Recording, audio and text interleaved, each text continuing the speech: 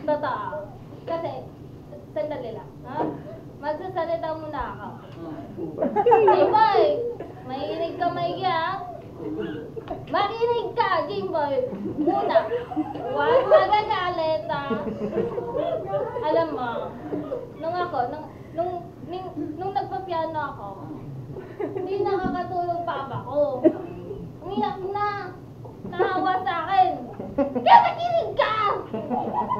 Alam mo, di ka ba nakukonsensya, di ba ya?